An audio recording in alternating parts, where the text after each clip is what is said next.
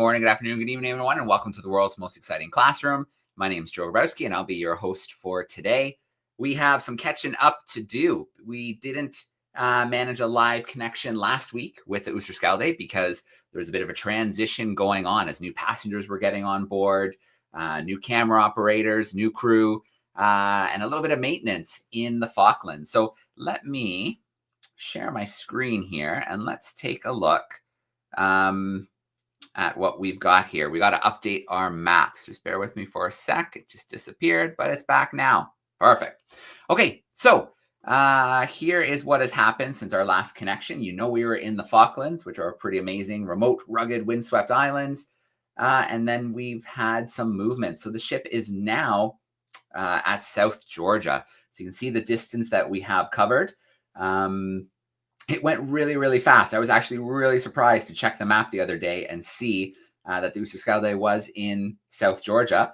And so today's going to be a really fun event because we're going to do something really unique. We're going to have ship-to-ship connection here. We're going to have a live connection from the southern polar region. And then we're going to have our guests join us today from the northern polar regions. Two very different sailing ships. One is a historic tall ship. The other is a small 37-foot sailboat, a little research vessel doing incredible stuff in Arctic Norway and Svalbard. So let's get on board the ship and let's get Josh here with us. Let me take this map away. Let's take Josh in. Hey, Josh, how are you? Hello, everybody. Yeah, I'm good. Thanks. How are you, Joe? Yeah, Josh, it's great to see you. Last time we saw you was when we were cruising through Australia and New Zealand. You've had a nice little chunk off the ship. Yeah. I had some nice time off, so I got to explore New Zealand for a little bit and then go home, see friends and family before coming back onto the ship for this long 6-week leg. All right, excellent. Well, tell us about this lightning quick journey from the Falklands to South Georgia. We got here very quickly. It was a quick journey, but God, what a journey it was. So we're now sailing with the wind, which means the wind is coming behind, which on course, but what it means is we're only using the square ship, and basically what that means, we're at full mercy of the swell, because if we have the gaff sails up, like the one behind me, it holds the ship, the wind holds the ship at an angle like that. But if we're just using the square sails, we get thrown left to right, and we had that for a few days straight on the way over here, and it was tough. I think some people were getting really sick and tired of it towards the end, especially me. But then as we got closer to South Georgia, the swell calmed down a bit, and we were rewarded with, as we sailed over a patch of shallow water where the upwelling is pushing all the nutrients to the surface, we were treated by loads of whales and loads of dolphins. So there was a day where in the evening we probably had about 20 to 30 whales around the boat. We couldn't look in any direction without seeing whales, and hundreds of dolphins. And yeah, it was awesome. Really, really cool day. And then 2 days later, we arrived in South Georgia. Yeah, well, it sounds like a rough start to the journey, but it sounds like you were definitely rewarded for that rough start. I'm going to share. I'm going to share my screen because you sent me some pictures, and this kind of gives an idea of maybe what you were talking about. That's quite a angle going. That water's coming. You guys are dipping right in on the. Yeah. And then as soon as that would have happened, it would have flipped over and it would have happened on the other side as well. Wow. Crazy. All right. Well, let's take a look at a few pictures here because South Georgia is an amazing place. I mean, look at that. That's different than the Falklands. A lot, not flat. We got mountains. We've got, beautiful. Oh, I think we might have lost Josh for a second. Our satellite connection may be playing up, but we'll just give it a second. And usually it comes back pretty quickly. And then we'll continue on. But I mean, that landscape is just incredible. And just wait until you see some of the wildlife photos that we have here coming up in this little deck, this selection of photos. So one of two things is going to happen. Either Josh is going to start moving again, or he'll disappear and re-enter. So we'll see. Oh, there we go. Sorry, I lost you for a minute, I think. No worries. You are pretty remote. South Georgia. It doesn't get much more remote than that. Tristan da Cunha coming up. I really hope you guys can land. That would be incredible. Yes, we're going to go anyway and check it out and see if we can land. Then we definitely will. But there can't be any promises made in a place like that. Yeah, absolutely. Well, I was just showing a few of these photos. This landscape is just incredible. It is. I mean, if I turn around now, Yeah, let's see it. there it is, just behind us. So we're just moving along the coast of St. Andrews Bay now. Yeah. Sorry, let me switch to full screen. I had to switch my screens. There we go. Oh yeah, we got some snow-capped mountains. Yeah, there we go. Sorry, I don't know what way I'm supposed to move it. There we go. Yeah, perfect. Yeah. Beautiful. Yeah, very nice landscape. Yeah, and very so different to the Falklands. Is today kind of just a cruise around, share some of the landscape? No, we had to arrive in Grytviken because that's where we have to check in and go through all our biosecurity. Yeah. So then we spent one night and a day in Grytviken, and now we're making our way around to St. Andrews Bay, which is the next sort of bay over, which is home to about 500,000 king penguins at the breeding colony. So wow. They think about the king penguins in the whole world breed at St. Andrews Bay. So yeah, I think everybody is really looking forward to seeing that. Yeah, absolutely. Let's go through a few more photos here. I can't wait to see some of the stuff next week. But yeah, there's someone at the compass. Oh man, what a landscape. What a landscape. Yeah, definitely. Taking some photos.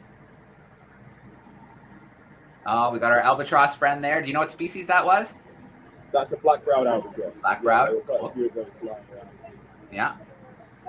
And then this must be some of the old whaling stuff. The old whaling station? Yeah, so this is Grytviken. It's the only old. So there's a lot of old whaling stations in South Georgia, but Grytviken's the only one that you can visit because all of the other ones, there's lots of asbestos and the buildings are falling apart and it's quite dangerous. Yeah. But with Grytviken being the hub where the British Antarctic Survey is based, and there's a museum and a gift shop and a post office and things like that, it's a little bit more well maintained. Sure. So you've got the freedom to go and walk around it, and the only places you aren't allowed to go, as you can see in these pictures, those silver fences. You can't go behind them, but everywhere else you're allowed to go free. Yeah. Well, let's get into some wildlife here. We've got some penguins. Are these emperors posing with the ship? No, these are king penguins. So emperors are only on the Antarctic. So South Georgia is famous for its king penguins. As I said, where we're going today, there's 500,000. But in Grytviken, we just found this handful of penguins on the beach, maybe 20, 30 birds. But it was a nice little taste of what we're in for the rest of the trip, I think. Yeah, you can see one of the young ones there going through a molt, losing those brown feathers. Very cool. A couple more shots there. Wow, that background is phenomenal. Yeah. Yeah. Now this is amazing. What are we looking at here? So on the left you have an Antarctic fur seal, the smaller one, and there's 5 million of these that breed or that live on South Georgia, especially in Grytviken. You walk around and they've really taken over the town. But what is special about it is on the right is a leopard seal. Now these are usually found in Antarctica. Apparently there's a small breeding population towards the south in South Georgia, but they never ever appear in Grytviken. And as we were getting the Zodiac in, we saw all the fur seals swimming around, and then a much bigger seal in the middle. And we all thought initially it was an elephant seal until we saw its head poke up above the water, and it was a leopard seal. And these things are killers. This fur seal here is really a really brave little guy, because these leopard seals, when they're in the water, will have one of these guys for lunch, no problem. They've got these huge sharp teeth that they use to catch penguins and seals. And yeah, just to see one of this is something I never thought I'd see, because getting to Antarctica is obviously quite difficult. So to be able to sit for an hour and watch this thing on the beach, yawning and cooling, and watch the fur seals pester it, it was a really cool thing to see. And all the researchers were incredibly excited that it was there. Yeah, it is just amazing. They're so prehistoric looking. They are the predator. Other than orcas maybe in Antarctica in the waters, but these guys are just predators. Yeah. I know some people that have had some encounters with some pretty intimidating wildlife in the past, and they say the one thing they've ever been really scared of was being in the water with a leopard seal. Yeah, very cool. There we go, and I think this might be the last image, just a rear shot of our Oosterschelde. Yeah. So this was I obviously went to spend as much time ashore as possible. So I got the last dinghy back as the sun was going down, and we went around the back of the ship, and I put up with this thing for this the last 8 background. Yeah. All right, so let's get you back here. There we go. And I just want to check in quickly. Okay, so Miss Coburn's crew is tuning in with us from Hamilton, Ontario, and they're wondering, when things were getting really crazy like that, what were you doing for safety? Did the crew have to, tie things down? Was it dangerous to be on deck? What was going on when it was like that? No, I mean, I think that there's always an element of risk in weather like that. I think just being on a ship like this, there's always an element of risk. So you just have to really keep your wits about you, and particularly in weather like that. But things carry on as normal. People are up on deck doing their watches, usually wearing a few more layers, and they often got wet socks. But the ship has been sailing for 100 years. It's dealt with much worse, and it can handle it. But you do really have to keep your wits about you. Make sure there's always something to hold on to in case a freak wave pops up or something. Yeah. But I always say, if you're scared, look at the captain. And if the captain's chill, then you've got nothing to worry about. And the captain's always pretty chill. Very cool. Who's running the ship right now? We've got Jan Willem on board at the moment. Jan Willem? Very cool. All right. Yeah. Well, I can't wait for the next part of your adventure. 500,000 king penguins. That'll be a nice little way to spend the day. Yes. And in about a week from now, hopefully we'll reconnect. You'll probably be sailing again, I'd imagine, by then. And we'll be on our way to Tristan. Yeah, hopefully we'll have a little bit of media to check out, and who knows, maybe another leopard seal will come and grace you with its presence. That would be nice. Yeah, that would be super nice. Yeah. Before we let you go, Josh, I just think it would be kind of a cool moment, because I've got Andreas backstage right now, and he is on the Barba in the waters around Norway, northern Norway. So it'd be kind of cool just to have this kind of three-way connection going here. So there we go. We've got two ships. Andreas, this is Josh. He's a camera operator on the DARWIN200. Yeah. Andreas is a legendary captain, marine biologist, filmmaker, and we've been connecting with him for years. In fact, I think he's done a couple little DARWIN200 connections with us as well. So it's really cool technology right now. Got me kind of, we'll call it in the middle in Canada, and then sandwiched by both of you in the northern and southern polar regions. It's pretty wild. Yeah. Technology is opening up for so many opportunities in the marine space. So I'm very pleased with that. Yeah, very cool. Well, Josh, just before we let you go, one more question squeaked in the chat. Did you see any interesting seal behaviors, maybe between the leopard seal and the fur seals, or just the fur seals? What maybe something that struck you about the seal behavior? I mean, the fact that you saw the fur seal pumps going up and investigating the leopard seal was quite strange to see. Yeah. I mean, I don't think the leopard seal is as much of a threat when it's out of the water as it is when it's in the water. But yeah, I really thought that they were pushing their luck when they were going right up to that big space. But between the fur seals, I mean, there is a big colony in Grytviken, so you see the pups playing around with each other, and then the parents almost telling them to behave themselves and rein it in a little bit. And then you walk around the footpaths, and they'll peer out of the side and start chasing you a little bit. So you just have to sort of turn them around and go, nope, not allowed to do that. But they usually back off, and you can carry on with their day. But they're really, really endearing little things to watch, and they've got these big eyes, and they're really, really cute. All right. Well, Josh, maybe before we let you go, can we get one more look at that incredible scenery that you're cruising through right now? With the laptop. There. Yeah. There you go. And you can just see the clouds parting from the snowy mountains over there. Beautiful. Yeah, non-stop, incredible views. Yeah, we're really, really lucky. All right. Yeah, we've been so lucky with the weather. Yeah, thanks for connecting with us. I know you've got lunch coming up soon, so super appreciated. and have fun out there with the penguins. Amazing. Hey, thanks a lot, Joe. Thank you, everybody. All right. Thanks, Josh. We'll see you later. All right. Bye-bye. See ya. All right. Very cool. So there we go. South Georgia. I think the ship is there for another couple days. And then it's going to make its way towards Tristan da Cunha, which is the most remote inhabited island on the planet. 50-50, if not maybe worse odds than that the ship will be able to land. It is really tough conditions. It may be that we just sail by and kind of wave and go from there. But you never know. If the conditions work out, we'll be able to land. It was the same with Pitcairn earlier in the journey. Very kind of 50-50 whether it would work out. We were able to land for the day. So we'll see what happens as the ship in maybe a week or longer from now approaches Tristan da Cunha. Hopefully we'll be able to land at the world's most remote inhabited island. Okay, so let's continue on. You got a little peek at Andreas B. Heide joining us. He and has joined us multiple times through DARWIN200 and Exploring by the Seat of Your Pants. And right now his team is on a 3-week expedition in the frigid waters around Norway. They're researching and collecting data on Arctic marine life, and they're doing it on board of a very different vessel than the Oosterschelde. So the Oosterschelde is a 3-masted historic schooner, over 100 years old.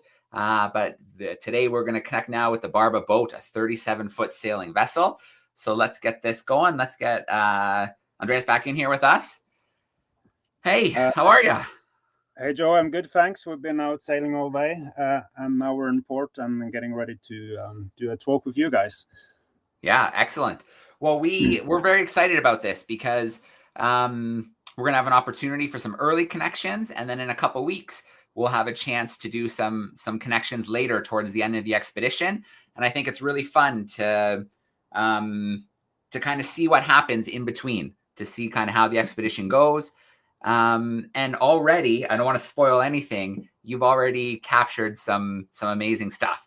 So yeah. Yeah, I like to think it's pretty good, but that will be for you to decide. First, we'll let the students judge. Yeah. First, I will show you some historical footage, because the problem when we're out sailing, it takes a lot of time to process what we capture out there. So I'll start by showing you a video from 2023 in Svalbard. Perfect.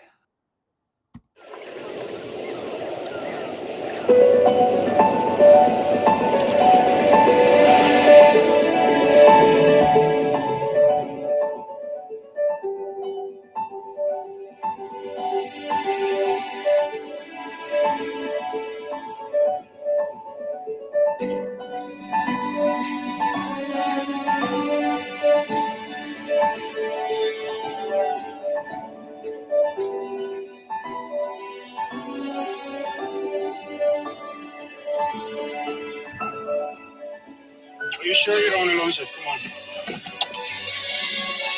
Yeah. Okay. Are you sure? Are you sure? Yes. Don't worry. Okay. I trust you, Andreas. Yeah. Yes, he's getting it. Good job, guys. He's getting it.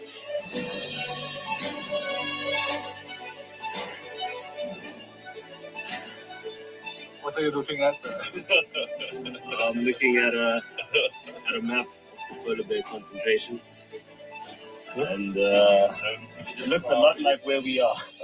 Yeah, I don't know if that's a bad thing or a good thing. I think.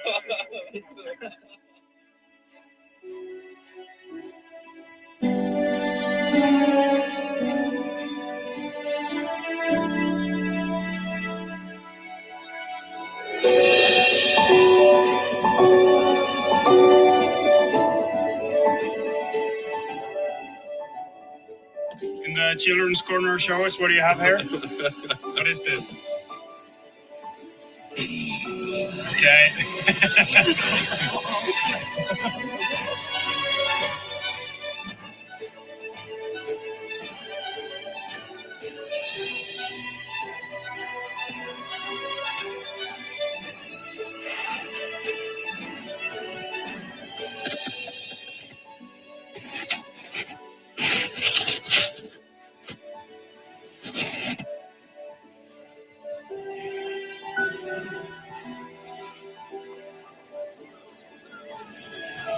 Yeah, I'm gonna push that other one. Yeah, I'll push it with the bow.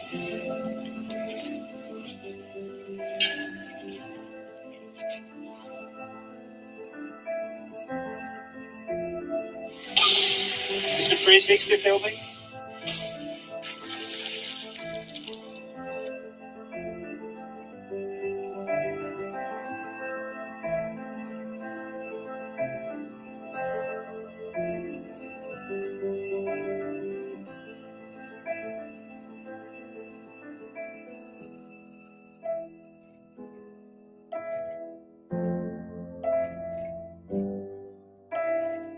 You think of those polar bear pictures and the orcas? Pretty cool. All right, let's get a couple questions. What you've seen today, you can just go tell them about it, and they might get interested. They might learn a lot more. They might contribute into the field more significantly. Yes, that was a sneak peek some of the things we do on this boat. As for myself, Andreas B, Heide, I'm from Norway. I'm an expedition sailor with my boat Barba. I'm also a marine biologist and a diver. And then the most important thing, or one of the important things to us, of course, is the boat. It's a work tool.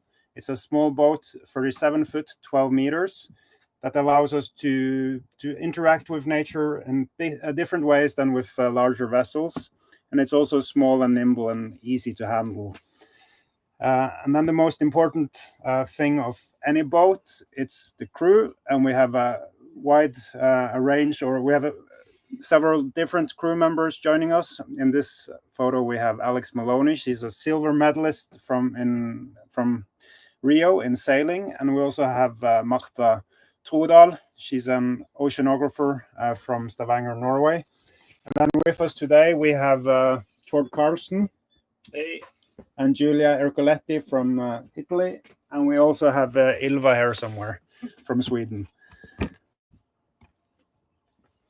And then the sails is what we use for propulsion, and it allows us to go out in rough seas and cover great distances with minimal impact on nature. And this is one of the trips we did in 2023, and right now we are in northern Norway, in up north, just north of Lofoten. And here are some examples of the technology we use. This is an ROV, which is an underwater drone. This is what it looks like. And with this, we can dive to 500 meters, 1,500 feet. And we can also do things that wouldn't be safe for a normal diver to do, such as filming walrus up close, as you saw in the video. And it involves a lot of gear. And this system is owned and operated by Antoine Drouansay. He's a former gamer and computer scientist, and now he uses this skill set to operate the ROV, and he works with National Geographic and Disney and also with us. So that's a big privilege for us to have him on board. So here we can see him operating the ROV. And then next, so this is footage that we captured yesterday. We were out looking for whales, and we did end up finding a lot of whales and dolphins. And this is footage that we haven't been able to add sound yet, but I'll show you a sneak peek. So what we see here is something that's called white-beaked dolphins. And this was a super pod. We believe it was more than 2,000 individuals. And there was also humpback whales. You can see the humpback whales with the white pectoral fins.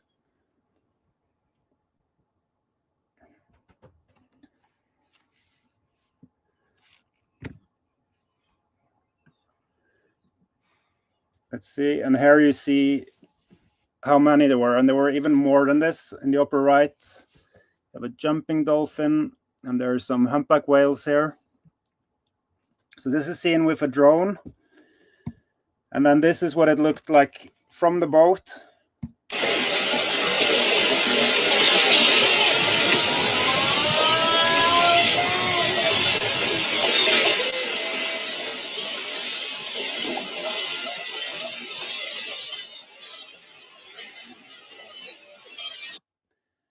So it's an amazing scenery. And then we wonder, what does it look like underwater? And let me show you how it looks underwater.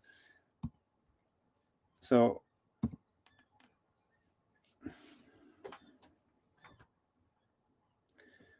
in this case, we're using I am using an underwater scooter with a 360 camera that gives us a wide view.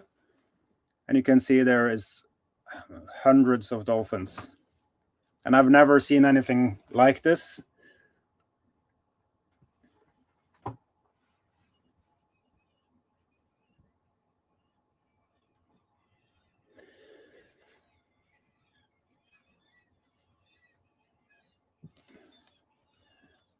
And then the next video, so in this video, we will see why there were so many dolphins and whales here. And typically when you have a lot of whales together, it's because there is a lot of food. So what we see here is a fish called capelin. And then the dolphins and whales have brought it together into a bait ball. And then they hunt the fish together. So using the scooter, it allows me to kind of fly through the water and keep up with the dolphins somewhat. They're still much faster than me, but with the scooter, I can really fly around. So you see this big ball of fish and the dolphins.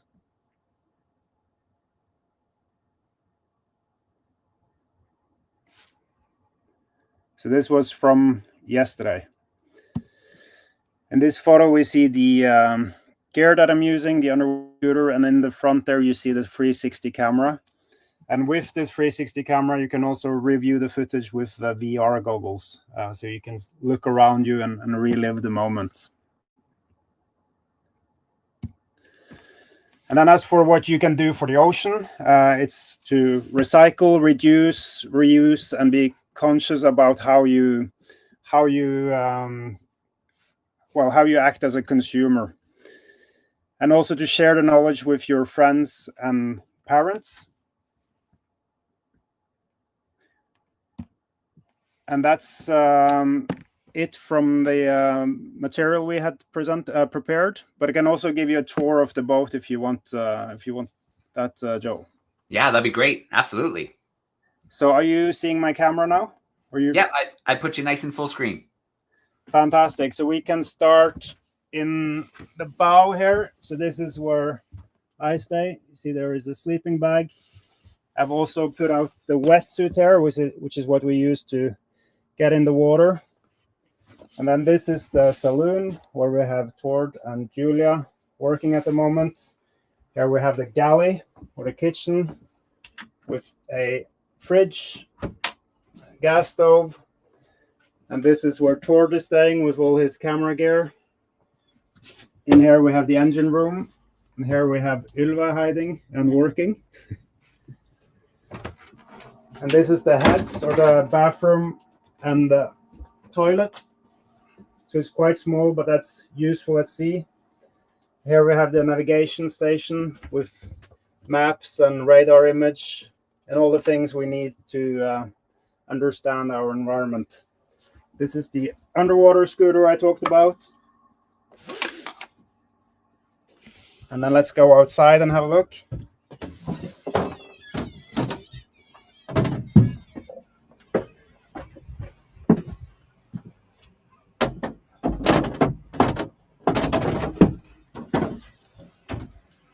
So this is what we call the cockpit. And this is where we steer the boat. And then this is called the doghouse, which keeps us protected from the elements. Up here we have a wind generator that generates electricity. We have a little boat that we use to go on shore. Here we see the Starlink antenna. And then this is the boat. So it's not very big, but it still gets the job done. And it allows us to do what you saw during the presentation. So maybe you have any questions for me now, moving on? Yeah, I mean, I know it's not a big boat, but I think that's an advantage in some ways. It lets you get right kind of in the thick of the action. Yeah, definitely. It's one of the big advantages is, well, there's many advantages. It's much cheaper, so we have less pressure and it's easier for us there. Also, it's much easier to get into the water and back on the boat. And we disturb the animals less with a smaller boat. Yeah. That footage that you captured yesterday, I can't believe like you're sitting calmly right now. I'd be bouncing off the walls. Wow, what an incredible experience, top and bottom. And you got it from the air with the drones. It's just, amazing. Yeah, crazy. We can't wait to put that together into one nice little sequence. And it's also very nice for me to be able to share this with you guys and show what it's like down there. Well, the classroom's tuning in. I mean, no one has seen that before. No, this is the first time we show it to anyone, really. Yeah, wild. Okay, well, to those tuning in via YouTube, I can see we got a crew there. Don't be shy to use the chat sidebar and send in any questions. I also have Miss Coburn's crew hanging out. They're a virtual group, but Miss Coburn's backstage. And Miss Coburn, if you want, I can pop you in if you want to try to turn on some students' mics, and we'll see if they want to ask some questions. Excellent. I did put a couple of questions in the chat. So in my class, Alexis or John, Noel, would you guys like to ask a question? You don't need to ask, just throw your mic on. Maybe they're awful quiet today. You need to be around more often, Andres. Then they're nice and quiet. Okay. I have a question. Alexis has a question. Here we go. Okay, so what are some challenges that you face on board the ship? I think one of the challenges is always trying to understand your environment and understand how much risk you can take. So, for instance, yesterday, Torben and I we had wetsuits on, jumping in the water, and it's in the middle of the winter, so we have to make sure we don't lose contact with the boat, because that could be very dangerous, of course. So that's why we have a crew that we trust. So we had Julia and Ylva steering the boat and looking after us while we were in the water. And also generally sailing is a challenge, and especially in the winter, you could get caught in a blizzard and so on. But that's why we rely on technology and weather forecasts and radars and a lot of tools to help us navigate. And then first and foremost is experience. Like, we've spent a lot of time out here, and but we still do mistakes, but fewer and fewer with years that goes by. Wow. Excellent. We're exhausted. Nawal, do you have a question? Yeah. Go for it. What was really like on the ship? What is life like on the ship? Yes. Yeah. I think so. Yeah. What was daily life like on the ship? Well, it's, to me, life on the ship, it's, of course, at home you have much more comfort. You can take a shower every day and so on, but it's also very simple on the boat. You never have to go to work. You're always on the job on the boat. And you never think about what to wear because you don't have that many clothes to put on. But then generally we sleep well, we stay warm and dry, and we eat well, and we have good friends on board, good crewmates. So it's simple, but yet very rewarding. And it's also, it helps me in everyday life, realizing that I don't need so much to be happy. Like, the fewer things, the better, and spend time with good people. Great. Thank you, Andres. Awesome. Great questions from Miss Colburn's crew. Very cool. Okay, I've got some more questions coming in via the chat. Miss Lightbourne's crew, I believe they're out on the east coast of Canada. Can you tell us a little bit more about the kind of dolphins that you were swimming with? Yeah, I'm not an expert on dolphins as such, but yeah. But so what we saw was white-beaked dolphins, and dolphins they're a small whale. They're so the orca is also in the dolphin family, and they normally operate in smaller pods, anywhere from 10 to 100 individuals. But what we saw yesterday was a fusion pod where hundreds and hundreds comes together, and this was more than well over 1,000 individuals. So sorry, I can't be more specific on white-beaked dolphins. It's not my area of expertise. But what we also know is that they're very vocal, and when we were underwater, we could hear them communicating together with clicks and whistles. Yeah. Yeah, and we really saw that cool behavior when you went through the bait ball. Miss Coburn or Miss Lightburn's crew is also asking about the name of the fish again, the type of fish that they were after. It's called capelin. Capelin. Yeah. Yeah, very cool. The capelin was having a hard time because once they're in a bait ball, then also the humpback whales and the fin whales comes in and take a big bunch at one time. Yeah. Okay, we've got Mr. Ciano's class joining us, and they're curious about, have you seen any orcas? No, we haven't seen any orcas the past couple of days, but this winter we've seen hundreds of orcas. So that's also something we've done in the past. So I spent a lot of time in the water with orcas, so we can show you orca footage another time. It's a lot to choose from. Yeah, I happen to have a photo here that I used making one of the event pages. So here's a nice example. Yeah.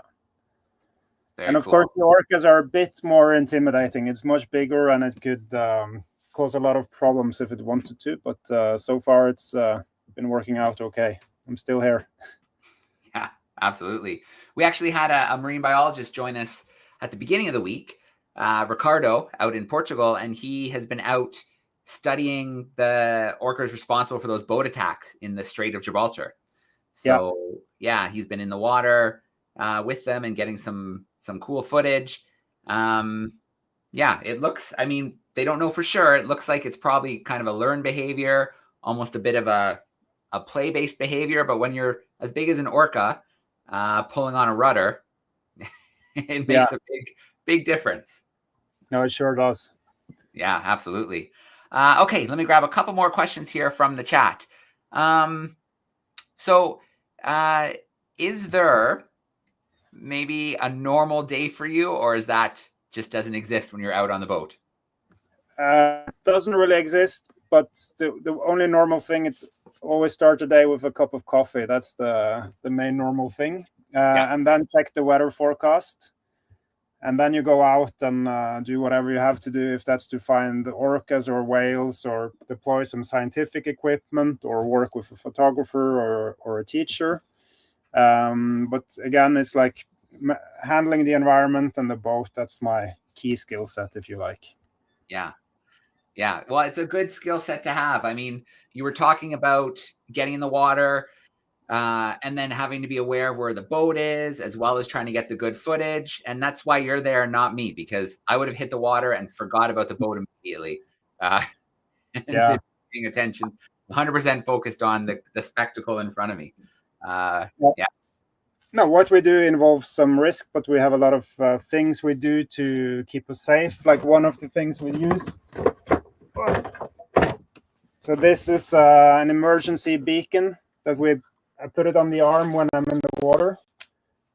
So if we lose contact with the vessel, I can trigger this device and then the boat will see where I am in the water. But we've never had to use that, fortunately, and I'd rather not use it, but it's good to have some extra safety. Absolutely. Yep.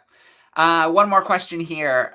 Some students who are heading towards high school are wondering, what education would you recommend for someone who maybe wanted to get into researching, studying, documenting the ocean?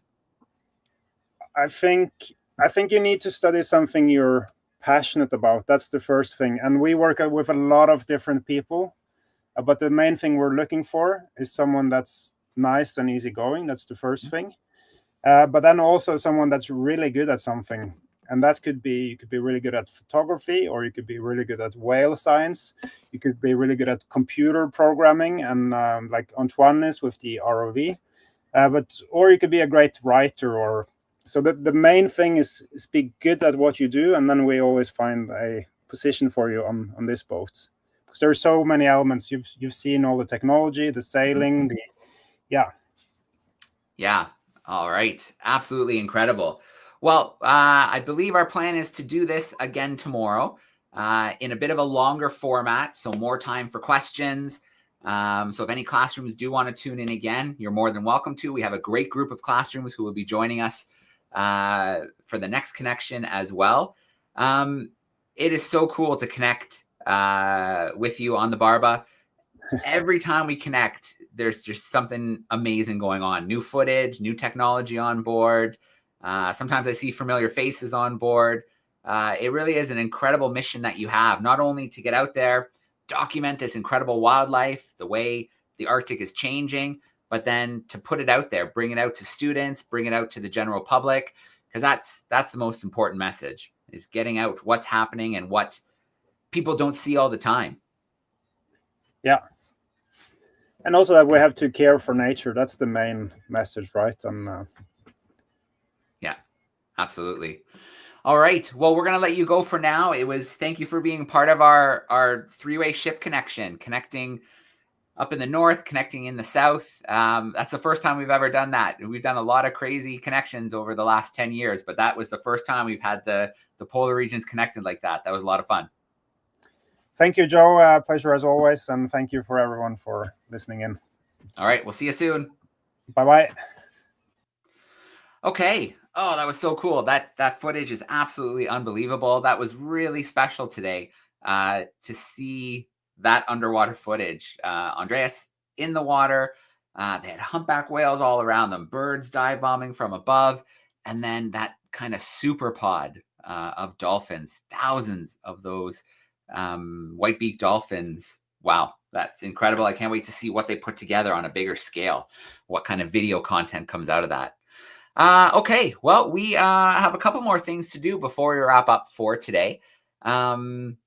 We have an experiment from 2 weeks ago where we were growing yeast. So we're going to take a look at the results of that experiment.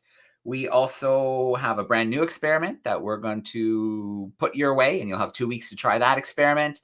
And then the last thing we'll do is we'll wrap up with our curiosity of the week. So answer last week's curiosity, and then we have a brand new curiosity. So this event today changed a little bit. It kind of became a fusion event, like that pod of dolphins, where we brought the Barba, the Norwegian Arctic expedition, and we brought it into the DARWIN200 expedition because it was just such a cool opportunity to kind of bring that polar science to the classrooms today. So let's take a look. 2 weeks ago, we had an experiment where Stu was in the Darwin lab and he was doing some experiments with yeast, tiny, small microorganism, incredibly important to anybody out there who likes baked goods. And you'll see why when we take a look at this results video. So this should come up here very shortly. And then we'll take a look at the results from our growing yeast experiment.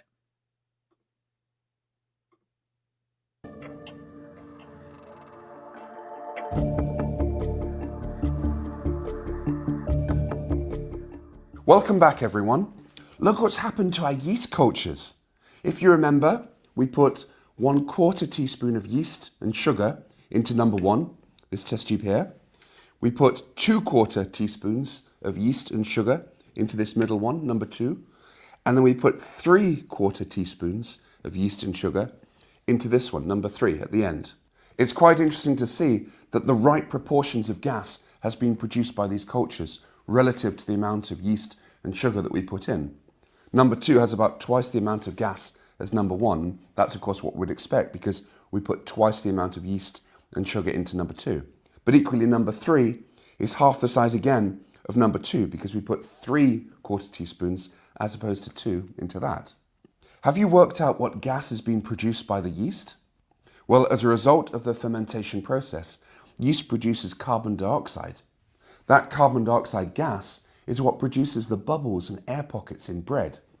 And we can test that it is carbon dioxide with the use of a candle. If I take one of these balloons, we'll use number 3 because it's the biggest.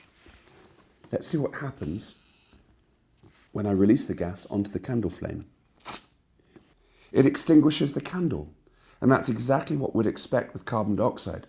Carbon dioxide won't burn, so the candle goes out. I'd love to see how you got on, and if your cultures also produce carbon dioxide like mine. Thank you for watching, and now let's find out who won this week's prizes. All right. Oops. There we go. I was small in the corner for a second there. So yeah, really, really cool experiment. We did one similar to that earlier on. So in the last school year, where we did that. But then we took the carbon dioxide and we had a row of candles, and we let it drift down the row of candles. And as it spread, each candle slowly went out in a row, which was kind of cool to see. So there we go. That was our experiment from 2 weeks ago. We have a brand new one that's kind of a cool one that doesn't require a lot of materials that you can try in your classrooms. So give me just a second to load it up here. And here it comes.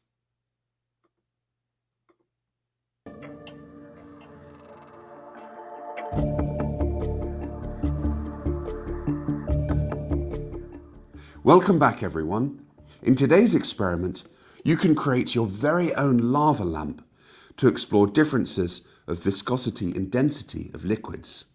To complete this experiment, you need some Alka-Seltzer tablets, some oil. This can be either baby oil or cooking oil. I'm going to use both so we can see if there's any difference. You then need a container to put your lava lamp in. Glass jam jars work well, but you can also use drinking glasses, or I've got these 2 beakers here. You then need some food colouring to make your lava lamps colourful and interesting, and some water, and ideally a torch or light panel like this one to shine underneath your lava lamp so you can really see what's going on. To start the experiment, fill your container about 2/3 the way up with oil. I'm going to put baby oil in this beaker.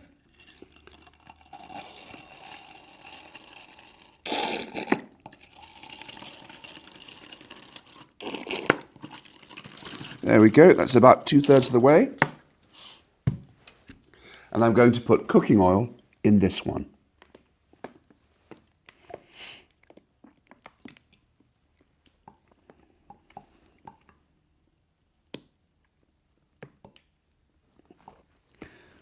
There we go, that's about 2/3 of the way for both beakers. Then pour in some water to the top.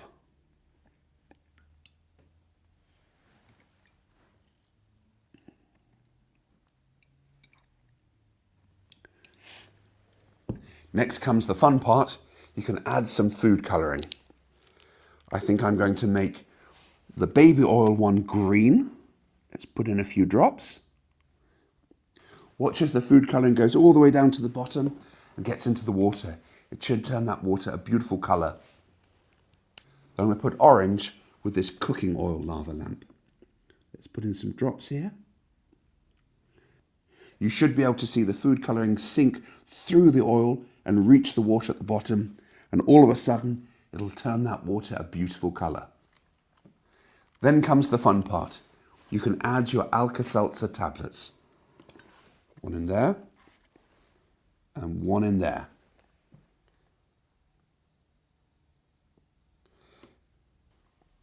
You should start to see some interesting action then happen in your lava lamps. Put the light underneath them and look at those amazing bubbles glow. Can you see the water rise up through the oil, then sink back down? Look at this orange one. Look at all the movement in there. What's happening?